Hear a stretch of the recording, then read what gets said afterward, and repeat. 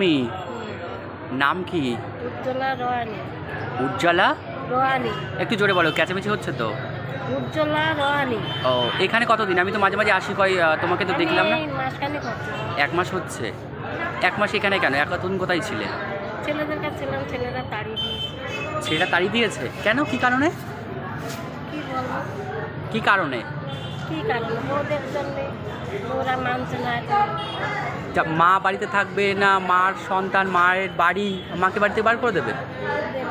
দেবে না, তাড়িয়ে দিচ্ছে। আমরা 6 মাস একটু ওদিক ঘুরিয়েছি, জানো তো। তোমার কোনো দোষ আছে নাকি? আমার কোনো দোষ নেই। কোনো দোষ নেই। কটা বৌমা? কটা? 3টে বৌমা, 3টে ছেলে। 3টে ছেলে। এখন কি বলছে তারা? তোমাকে খাওয়াবে না? আসেই না। আমি এই 6 মাস কোথায় রয়েছে, খোঁজ করেই না। 6 মাস হয়ে গেছে, তোমাকে খোঁজও নেয় না? তো তোমার ওখানে ঘর ছিল, থাকার বাড়ি ঘরটা ছিল? থাকার ঘর আছে, কিন্তু ওর বাবা ওদের নামে দিয়ে গেছে। ও লিখে দিয়ে গেছে, সম্পত্তি লিখে দিয়ে গেছে। ও, ছেলেটা সব কী কাজ করে?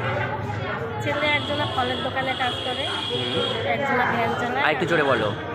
একজনা ফলের দোকানে কাজ করে, হ্যাঁ, এইভাবে কথা বলো। আর একজনা ভ্যান চালায়, আর একজনা প্রাইভেট গাড়ি চালায়।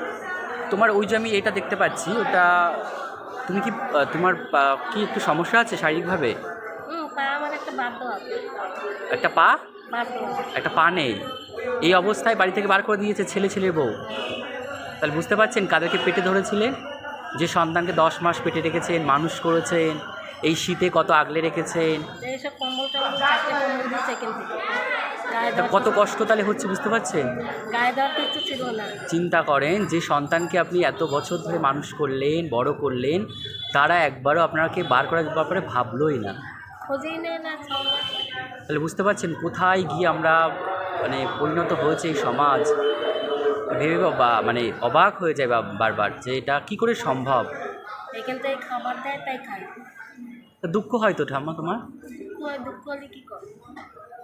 সত্যিই তো, তুমি চিন্তা করো, তোমার নিজের সন্তান, সে তোমাকে বাড়ি থেকে বার করে দিয়েছে, শুধু দুটো তুমি খাবে সেইটুকু তারা পালন করতে চাইছে না দায়িত্ব। জায়গা ওর বাবা দিয়ে গেছে। তা বাবা, যে তুমি জায়গা নিয়ে তুমি তার জায়গা নিয়ে শ্মশানে যাবে না? তুমি তো মরে গেলে তো জায়গাটা ওরাই ব্যবহার করবে, তুমি জায়গা নিয়ে কী করবে? ওখানে জায়গা দিয়ে নেই, ওর বাবা ওদের নামে দিয়ে গেছে। হ্যাঁ, তা বাবা ছেলেদের নামে দিতেই পারে সম্পত্তি, তা দিয়েছে বলে মাকে বার করে দিতে হবে? তো ওরা ওরা ওরা ওরা তুমি না থাকলেও তো অস্তিত্ব থাকতো না পৃথিবীতে, তাহলে ওরা সেটা বোঝে না একবারও? এটা ভালো বুঝেছে, সেটা করেছে।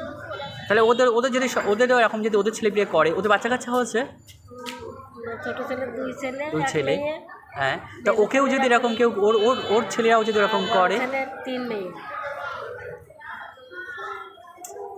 আমি কিছু বলতে পারছি না। দুপুরে কি খেয়েছো? কিছু খেয়েছো? কালকে রাত্রে ভাত দিয়ে গেছে, ছিল তাই খেয়ে। মানে রাতে কি এখানেই থাকো না অন্য কোথাও থাকো? এখানেই এখানেই থাকো। তা তুমি কোথাও যেতে পারো, মানে কিছু কিনতে যেতে পারো একা একা? ওইটা লোক দিয়ে আনাই। লোক দিয়ে আনো, মানে নিজে যেতেও পারো না? লাঠি চিলি করে। তাই? তাহলে আমি তোমাকে যে টাকা দিলে ভালো হবে না কিছু কিনে দিলে ভালো হবে? টাকা দিয়ে যে আমি কিনে আনবো না, এরা এনে দেবে। ছেলেটা এনে দেবে। এনে দেয়, তাই না? ও ভালো। আমার খুব ভালোবাসে। হ্যাঁ, আমি ওনার কাছে এসে সবার খোঁজ নিই মাঝে মাঝে। আমি মাঝে মাঝে এখানে আসি। হ্যাঁ, আমি তোমার কাছেও আসবো মাঝে মাঝে। হ্যাঁ, দেখা করে যাবো তোমার সঙ্গে। তো আর কি বলবো, কিছু বলার নেই। নিজের সন্তানরা যখন এরকম, মানে কি বলবো, এত শত্রুরাও এরকম করে না। রাত্রে ঘুম হয় না, চিন্তা। হ্যাঁ, সত্যিই তো চিন্তা হওয়ারই কথা। আমি তো পুরো বাক্যরুদ্ধ হয়ে গেলাম যে তোমার 3টে ছেলে থাকতে তোমাকে স্টেশনে থাকতে হচ্ছে। এর থেকে কঠিন দুঃখ পৃথিবীতে আর কিছু হতে পারে বলে তো আমার জানা নেই।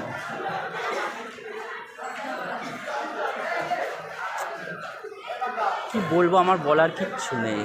তুমি শুধু আশীর্বাদ করো যেন তোমাদের মতো মানুষদের, যারা তোমাদেরকে সব ঘর থেকে বার করে দিচ্ছে নিজের সন্তানরা, তাদের আমি সবাইকে একজন আমার একই ছাদে তলায় রাখতে পারি। এটা আমার জীবনের একটা ইচ্ছা, স্বপ্ন, যে যাদেরকে সব মাদেরকে যারা ফেলে দেয়, আমি তাদেরকে কুড়িয়ে আমার একটা মাথার ছাদ দরকার, সেখানে আমি সবাইকে রাখবো আমার যতটুকু সম্ভব।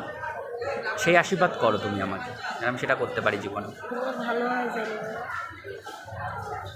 কি বলবো, মানে আমিও বারবার হয়ে যাচ্ছি, মানে আর কিছু বলতে পারছি না। আমি তোমাকে কিছু দিচ্ছি, ঠিক আছে? তুমি সেটা দিয়ে কাউকে কিছু নিয়ে রাত্রে আনতে পারছো। হ্যাঁ, নাও এই 100 টাকাটা আমি তোমাকে দিয়ে গেলাম। হ্যাঁ, তুমি কিছু যদি তোমার লাগে কিনে নিয়ে আসবে। আর তোমার শাড়ি আছে, পরার শাড়ি আছে কোনো?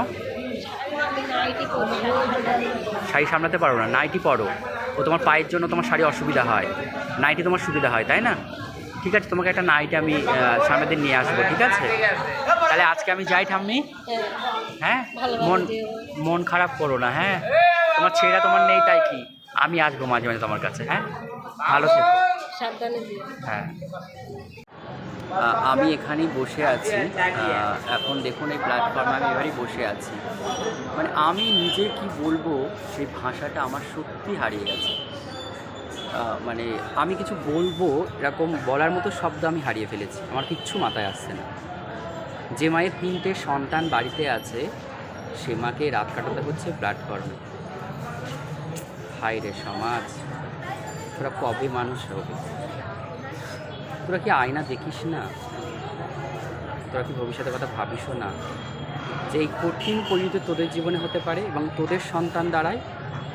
সেদিন মুখ কোথায় লুকাবি সেটা একবার ভাবিস। মানে আমি এটাও দেখেছি অনেক সন্তান মায়ের জন্য সাহায্য চায় চিকিৎসা করার জন্য, কারণ তার মাকে সে হারাতে চায় না। আমি এটাও দেখেছি যে মায়ের চিকিৎসার জন্য মাকে ঘর থেকে বার করে দেয় যাতে তার খরচ না হয়। আমরা মানুষ হয়েছি, দেখতে মানুষ, শুধু জামা প্যান্ট পরলেই মানুষ হওয়া যায় না। মানুষের জন্য একটা হৃদয় থাকা দরকার। আমরা সুন্দর পৃথিবী থেকে সবাই একদিন চলে যাব, কেউ থাকবো না। কেউ কবরস্থানে, কেউ শ্মশানে, এর বাইরে কোথাও না। সমস্ত সম্পত্তি, বাড়ি গাড়ি, ব্যাংক ব্যালেন্স সবই পড়ে থাকবে। যে ধরুন না, আমি আজকে হাবড়া স্টেশনে আছি এখন, যদি বলতে নেই চলার পথে যদি আমি কোথাও আমি যদি মারা যাই, আমার নিজের বাড়ি আমি নিজে আর যেতে পারবো না। আমার কোথায় কী আছে আমি জানি না, আমার আপন মানুষগুলো কোথায় আমি তাদেরকে দেখতেও পাবো না।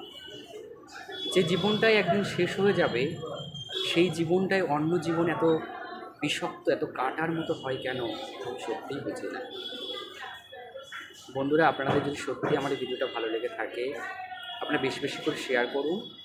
এবং আমার যদি মনে হয় যে এই হতবাক ছেলেগুলো যদি এই ভিডিওগুলো দেখে তাদের ভুলটা যদি বুঝতে পারে, আমার এই একটাই উদ্দেশ্য। যেমন তাদের কাছে একটা ব্যক্তিগত রিকোয়েস্ট থাকলো, হাত জোর করে আমি তাদেরকে পায়েও পড়ছি, মাদেরকে বার করে দেবেন না। মা হচ্ছে এমন একটা মন্দির, মানে কি বলবো, মায়ের মতো আপন পৃথিবীর কোনো সম্পর্ক থাকে না। মা না খেয়ে সন্তানদের খাওয়া, মা সমস্ত কষ্ট সমস্ত দুঃখ হাসি মুখে মেনে নিয়ে সন্তানের জন্য জীবন পাড়ি করে দেয়। সেই মাদেরকে আমরা এত প্লিজ করবেন না। সবাই ভালো থাকবেন, সুস্থ থাকবেন।